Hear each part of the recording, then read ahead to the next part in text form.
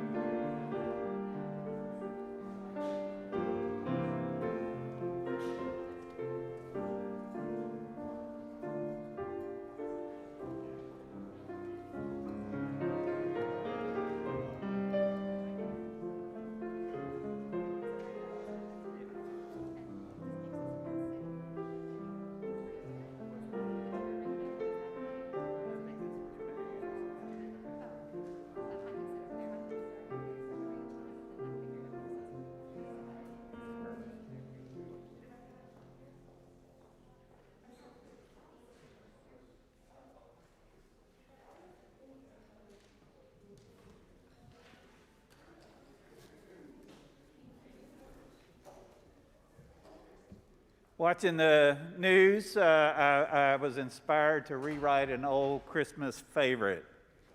You better watch out, you better not cry, you better not pout, I'm telling you why. Omicron is coming to town. It sees you without your face mask, sees every breath you take. It knows it's mighty highly transmissible. So you better mitigate for mitigation's sake. Everybody, you better watch out. You better not cry. You better not pout. I'm telling you why. Omicron is coming to town. So we're especially grateful for everybody who's willing to practice good mitigation practices. You may not know this, but by being here, you're agreeing to be part of a safety team. And this means being vaccinated, fully vaccinated. It also involves being willing to practice social distancing, and these pool toys you can use to set appropriate distances with the folks you want to, sort of separate to keep appropriate distances. Be respectful. One of the things that's hard about this season is there's no singing, but we will have music, so enjoy the music as we go along. We ask people not to cluster in the hallways, but do a lot of visiting outside. So these are things we're doing to keep it safe. I'm especially mindful, that the Christmas story that we're reenacting today wasn't set during a global pandemic. So right now we have kids who are 5 and under who can't be vaccinated. So we have a plastic baby Jesus, but no babies, and we have 2 babies that were born, and so there's room at the end, but it's all because we have online viewing and in-person celebration. So let's be grateful for our ability to work together to include everyone. So is everybody willing to practice safety? Yes.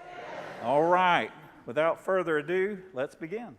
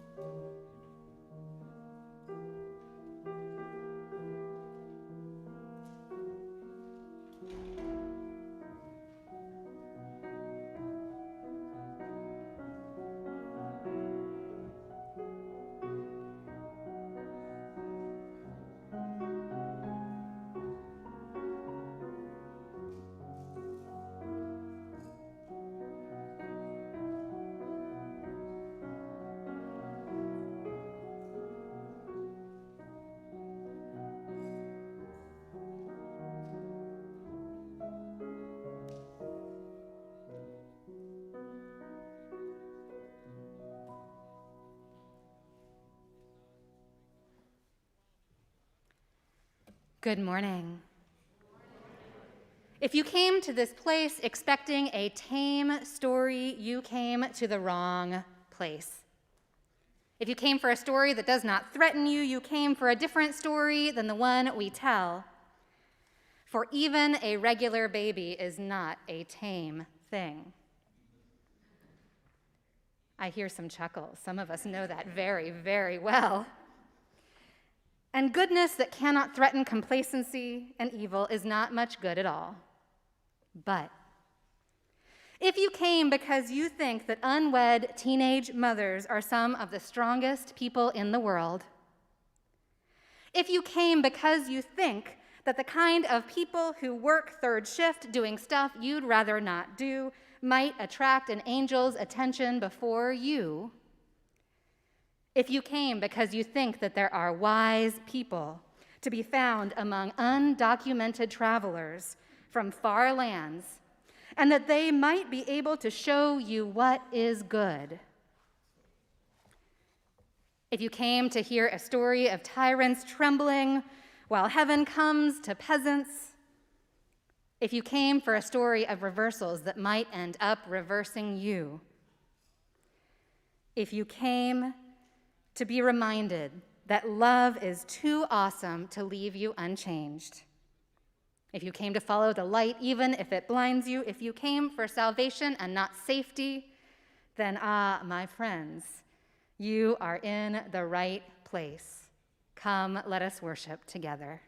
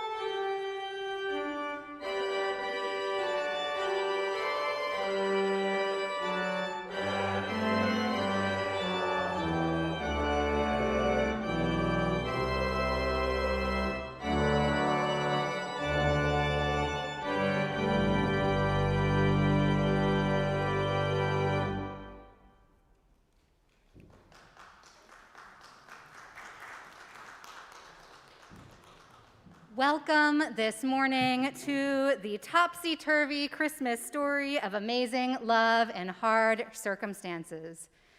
We welcome those who are with us in this sanctuary and those who are watching from home. And there will be some opportunities to take part this morning in helping us craft our story for those here in person and those of you at home. So the story traditionally begins like this. In those days, a decree went out from Caesar Augustus that all the world should be registered. And Joseph traveled to Bethlehem in Judea with his betrothed Mary, who was with child. And while they were there, the time came for the baby to be delivered. And she brought forth her firstborn son and wrapped him in swaddling clothes and placed him in a manger, for there was no room at the inn. And so here is the new baby resting in the manger, joining those of us who are here in person. And if you are watching from home, I want to invite you to participate this morning now, perhaps by finding something in your home, maybe a doll or a stuffed animal or some representation that you will choose this morning to be the baby with you and to place in front of you during our service this morning.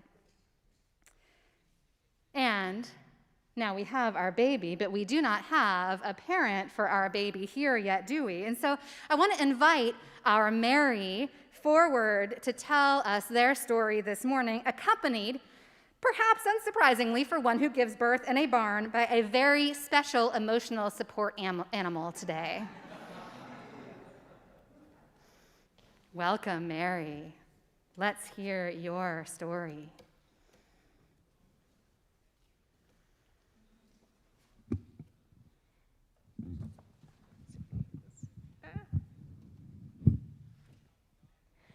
It was a long, hard journey, but we had no other choice. The emperor declared that all would be registered, and we had to go. I was cold and tired and frightened that night as we arrived in Bethlehem, and the birth pains increased. We began looking for a place for the baby to be born. Again and again, we were turned away. No room for you here. Your type isn't welcome here. The pain increased as we searched and searched until at last we were ushered into a warm shelter. There is nothing miraculous about the protection of roof and walls and the body heat of animals, but in that moment, warmth was a miracle. And birth, well, it is everyday ordinary, done by animals and humans across the world every moment of every day. But it is also impossibly miraculous each and every time. The baby came. Just when I could bear no more, the baby came, and he was perfect. The angel said people would worship him, ridiculous as that seems of a poor baby. Yet, as I gazed upon his face, I wondered how anyone could keep from worshiping him. Such possibility, such beauty, such hope. How could anyone help but fall to their knees before the impossible miracle of life?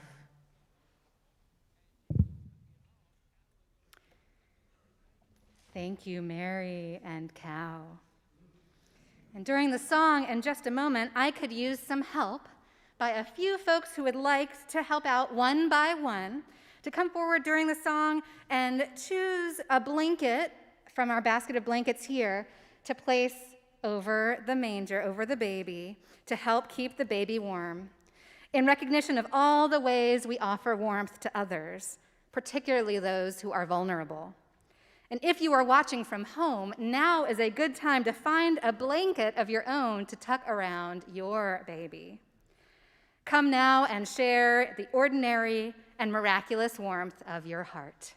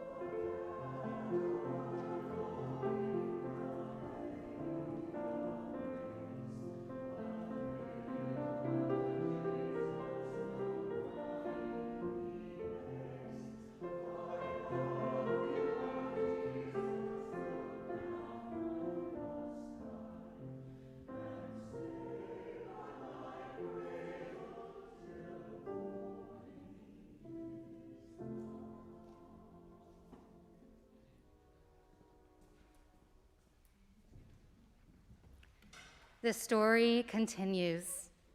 On that night, there were shepherds in the field watching over their flocks by night, so the story tells us, when suddenly an angel with a multitude of the heavenly host appeared to tell them of the holy child, singing glory to God in the highest, and on earth peace, goodwill to all. That is the traditional story, but we have some angels with us this morning who are going to share the story in their own recollection, in their own words now. So I'd like to invite our angels forward to speak to us today.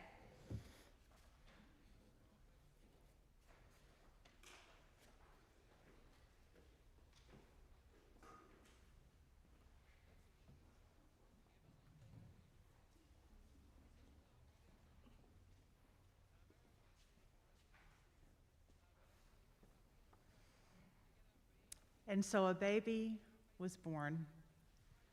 The light of its new life shone in the darkness, and the light was reflected in the sky, and the stars shone in the darkness. And one star shone so brightly. Its light started to grow until the light filled the darkness. There was no night and day. Time became whole. And there was only now. There was no heaven and earth. The world became whole, and there was only here. And so all of us angels, we were here. Do you feel us? A stirring in the air, the movement of our wings around you, the touch of feathers electrifying and gentle, somehow both at once. Do you hear us? The sound of music faint but unmistakable, all around you and deep inside you. Unlike anything you have ever heard before, and somehow also something you have always known. When angels are present, we bring you a message. What message did we bring that night? A baby was born and all things are possible. Love, peace, justice, and mercy, hope, and joy. A baby is born. Open your eyes and open your hearts and witness the glory of this moment. Bring your light and join us in our song. Thank you, angels. So those of you with us in the sanctuary today may have noticed a star sticker on your order of service. And we have some extras, because I know sometimes people share. We have a few little teal bowls on the corners of the front pew rails here for anybody who needs a star sticker. Because I want to invite you to take your star sticker and put it perhaps on the back of your hand. And then I invite you to hold it up high to twinkle for all of us here today. And if you are watching from home, you can trace a star on your hand. You can draw it so it will be there with you, or you can find some light in your home to bring and place near the baby, a candle or a lamp. We have these stars to shine, this light to shine for all of us here and all of us at home as a reminder of the light that you bring to the world. That with your birth came the birth of new possibilities, as our angels told us, for love and peace, justice and mercy, hope and joy.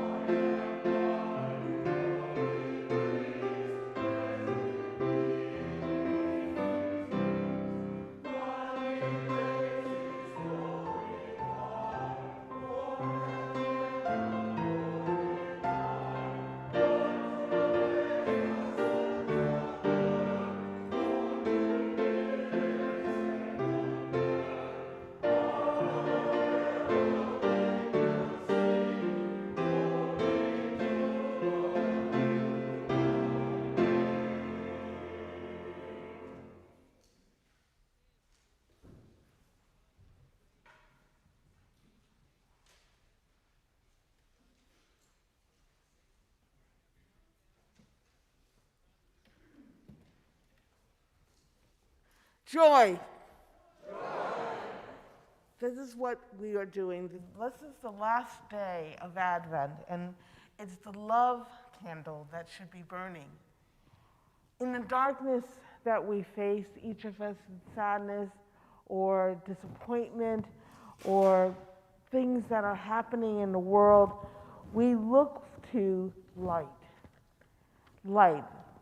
And that is Bill Dabbs has a granddaughter, Charlotte Louise Donnellan, and she was born on the 8th of December. And Iggy Leo Hyphantis was born to Justina and Kevin and big sister Hazel on December 3rd. The babes were born. And just as we celebrate a babe today, there are babes and children throughout the world that we need to celebrate. Will you join me in prayer?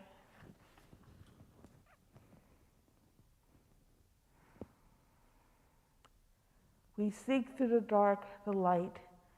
We look for hope. We look for peace. We look for joy. And all of it we want surrounded by love. May love infuse us and others around us. And may we remember that this is the season to give our hearts, our spirits, and our love to all those around. Amen.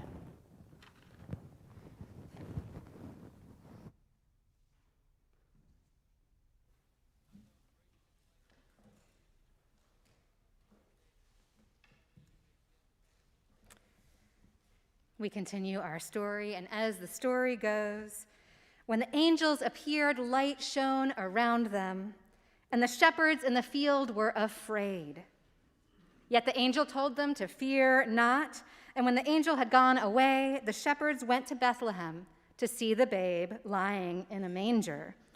And they spread the word of what they had seen and heard on that night. And I believe we have some shepherds here with us this morning. Would you come now forward and tell us in your own words what happened, please? Welcome, shepherds.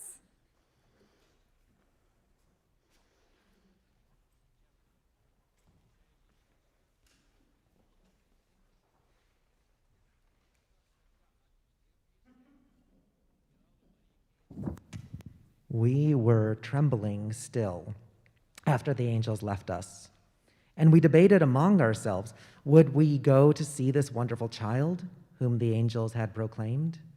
Could a child save us from the crushing grip of Rome? Could a little baby bring goodwill to all in this world of strife? Surely not.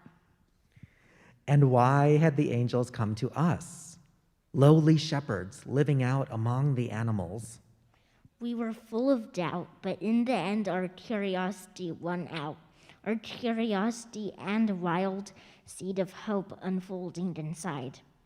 Perhaps it was true. Perhaps peace was possible. Perhaps tyrants would tremble before the promise of a tiny babe. Perhaps the last could be first, and the poor lifted up. Perhaps tender, vulnerable love was stronger than we ever would have guessed. And so we went. We brought our animals and we followed the star, full of doubt, full of fear, and somehow still full of hope. Thank you, shepherds. And now we could use some help from those here this morning who would like, during our next song, one at a time, to add some friendly animals to our scene. We have a basket here with some animals, some traditional and some perhaps surprising for a nativity scene. And so if you would like to come forward during the song, that is the time. And if you are watching from home, see if you can find some animals in your home to gather warmth and hope and love around your baby. A stuffed animal, an obliging real animal, although they don't tend to stay as well, do they? Thank you.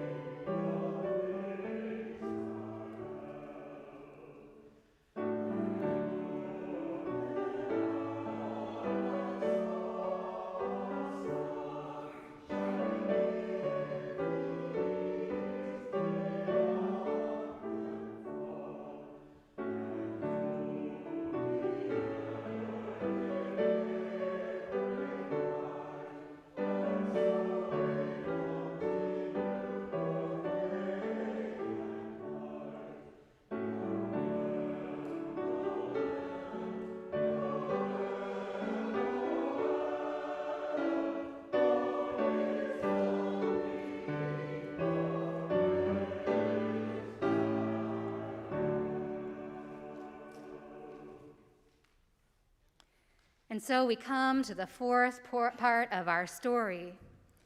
And the story says that when Jesus was born in Bethlehem in the days of Herod the king, wise people from the east came to Jerusalem seeking the baby to worship him. And they followed the star to Bethlehem bearing gifts befitting a king, gold and frankincense and myrrh. But we have some wise people with us this morning to share their version of the story. Would you come forward now and join us?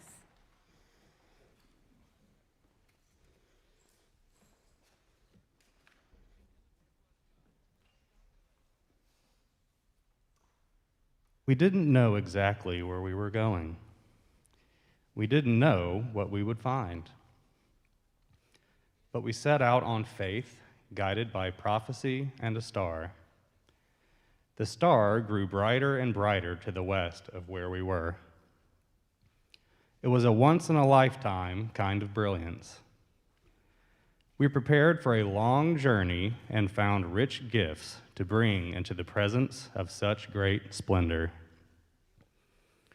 We brought the best we had to serve our King. In the end, we were speechless with surprise to find a baby there, tiny and dusty in the hay. But there he lay, and in him we saw the truth as it had been foretold, that the divine would live among us in the weak and the vulnerable, that love doesn't need the power of kings to do its transforming work in the world. It just needs us. Our hands and feet are gifts from within.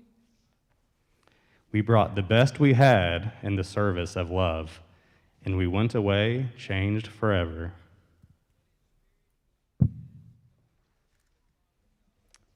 Thank you, wise people. Each of us has gifts within us, which we share with the world when we act with love. And each of us has a long journey ahead of us, for it is never easy or certain to share our most precious gifts with others, is it? And so those who wish to help us this morning continue to set our scene may bring one at a time during the next song one of the gifts in the baskets down below to place around the scene of the manger, to share them with the baby and his family. And these are truly gifts, though not just for the baby. Those who wish are invited to come up after the service to take one of these gifts home with you, with love from our TVUC community. They were offered first at our Chapel for All Ages in September, where we celebrated everybody's birthday party, and we have more to share with love to those of you who would like one. We wanted to share the ones we still had more widely with our TVUC friends. And if you are watching from home, I invite you to go and find something precious in your home.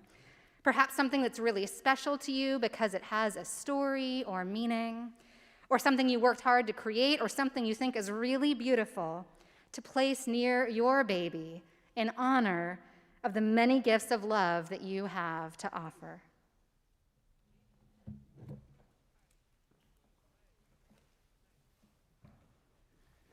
There are many ways to give to support the work of this church. We have offering baskets at the exit, so as you leave, you can leave some cash if you still carry cash, or you can leave checks if you still write checks.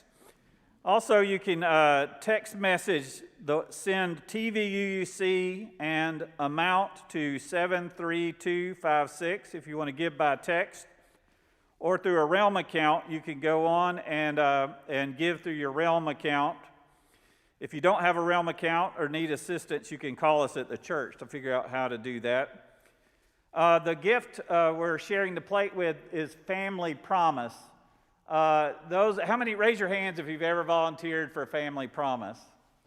I think so many of us have. During normal times, pre-pandemic times, we opened up our building to Family Promise families to stay with us.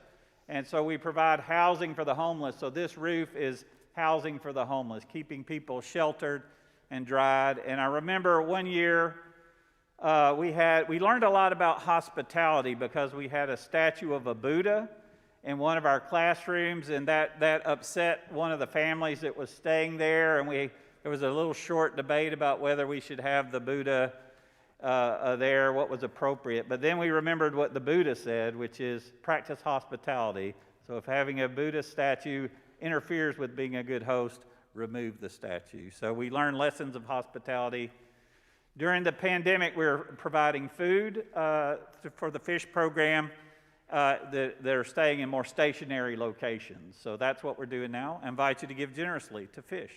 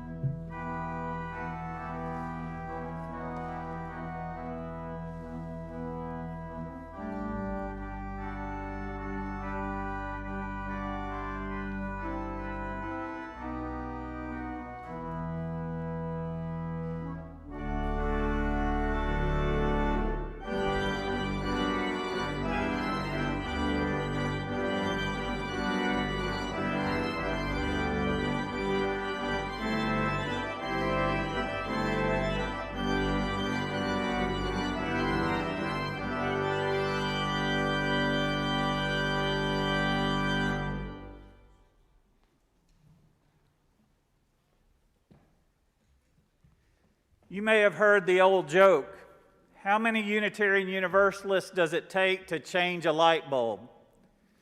It takes the minister and the congregation.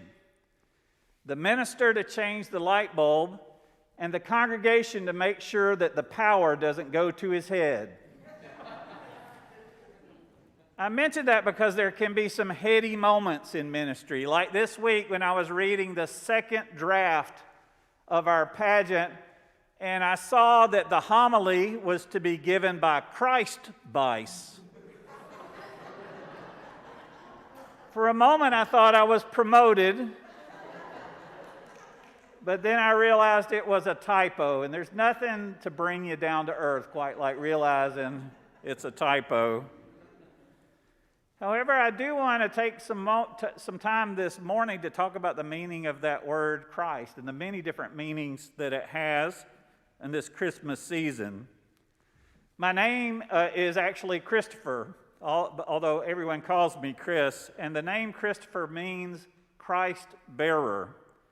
And I'm named after a saint that everyone agrees never existed. If you call the Vatican, they will tell you this saint never existed. But the legend is that Mary was carrying the baby Jesus on a journey, and they got to a river that was hard to cross, and St. Christopher carried the Christ child across the river safely. And so St. Christopher is a legend, but the patron saint of travelers and simple acts of kindness. Just a legend, but legends can have power all of their own. The Catholic Church has an organization called the Christophers based on that legend, and oddly enough, their motto comes from a different faith tradition. It comes from the land of Confucianism and Taoism, and it's the Chinese proverb, "It is better to light a candle than to curse the darkness." So to be a Christopher is to be a light bearer. You do not have to be Christian to be a light bearer. You do not have to belong to the same faith as your neighbor to be a light bearer. Like the star in the night sky over Bethlehem, light transcends differences. Light transcends differences. The wise men in the story are not Jewish. And they certainly aren't Christian because Christianity wasn't invented. They're from another faith entirely, Zoroastrianism, a different faith. But the presence of the wise men in the story reminds us that people of all faiths can be attracted to the same light. I once heard someone say there are two kinds of ministers. And this was early in my ministry, and it made an impression on me. They said, one minister takes you to the window and shows you the light, and the other takes you to the window and poses in front of the light. And during this time of winter darkness, I think it's so important that we take people to the window and show them the light. In this time of darkness, we need light. To be honest, I have sometimes been ambivalent about my name and the presence of that word Christ in it. I once wrote a poem in college that expressed that ambivalence, and it read in part, and mind you, this is college poetry, so lower your expectations. I wrote, "They named him Christopher, Christ-bearer, and they took him to church where he sat in uncomfortable seats and listened to sermons about the fires of hell until he grew older and took to sleeping in on Sundays, having had all the Christ he could bear." The poem shows us that one word can have multiple meanings, multivalence of every word. It can either bring up painful memories or it can bring up memories of joy. This time of year, we so often hear the slogan, "Keep the Christ in Christmas," and it's often used as a polarizing statement, an effort to sort of gin up our nation's culture wars. However, another way to hear it is to say we keep the Christ in Christmas by becoming peacemakers and not culture warriors, by loving one another, by feeding the hungry, by clothing the naked, by helping those who need help, by setting the oppressed free. I remember in seminary I came across the mission statement for the Christophers, and it read, "To be a Christopher means to be a Christ bearer. Where there is hate, to bring love. Where there is darkness, to carry light." Now, this is Catholic language, but it has implications for people of all faiths. For the light that shines in the Christ child shines in every single one of us. We all have a measure of that light that is without measure. The Dalai Lama is a Buddhist, but he once said something that is appropriate for this story and appropriate for this season. He said, "The only true religion consists in having a good heart." The only true religion consists in having a good heart. In other words, we don't have to believe the same doctrine or dogma or creeds. That's not so important. And we don't have to go to the same place to worship, a synagogue or mosque or a temple, a church. We don't have to go to the same place. That's not important. And we don't have to practice the same disciplines, whether it be prayer or meditation or yoga or some other discipline. That's not important. The most important thing is for us all to have a good heart. Jesus put it this way in the Beatitudes when he said, "Blessed are the pure at heart, for they shall see God." And Walt Whitman, the poet, illustrated this point by giving a poem that I think is especially appropriate this time of year when so many of the leaves are still on the ground. At least at my house, they're still on the ground, if you haven't raked. He wrote, "Why should I wish to see God better than this day? I see something of God each hour of the 24, and each moment then in the faces of men and women, I see God, and in my own face in the glass, I find letters from God dropped in the street, and everyone is signed by God's name. And I leave them where they are, for I know that others will punctually come forever and ever. I love that poem. It's one of my favorites, and it makes me want to paraphrase the Beatitudes. Blessed are the good at heart, for they shall see God in everyone and in everything in creation. The light of a bright star in a night sky. Creatures grazing in the field or in the barn. A teenage mother and a baby wrapped in swaddling clothes lying in a manger because there's no room at the inn.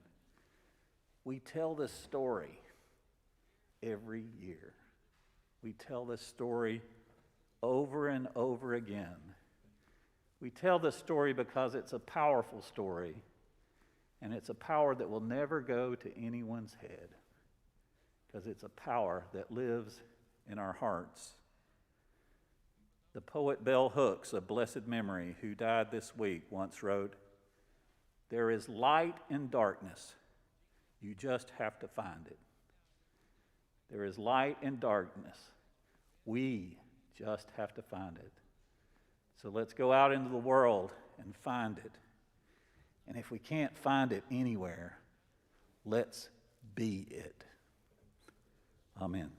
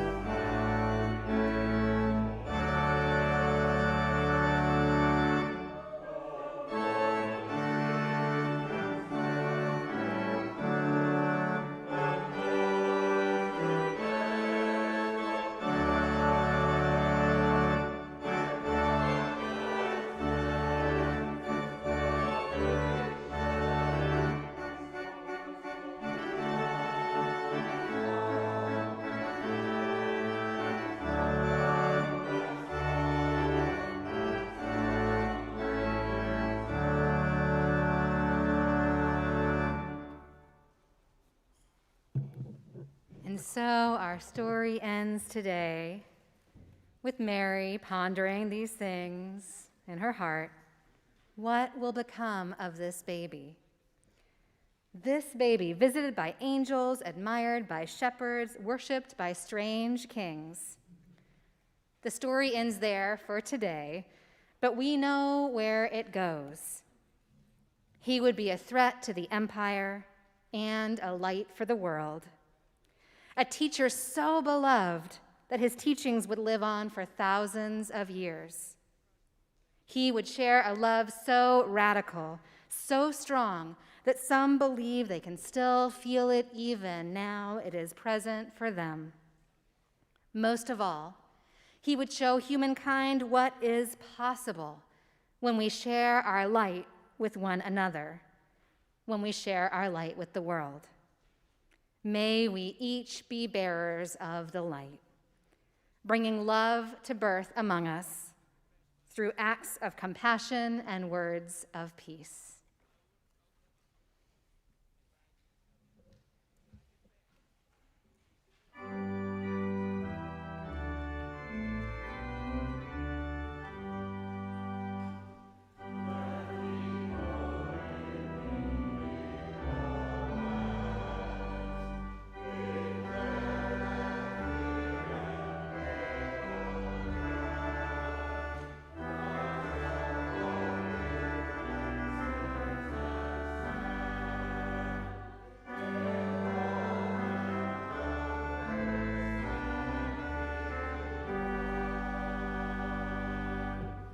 Prophetic Church, the world awaits your liberating ministry. Go forward in the power of love, proclaim the truth that makes us free.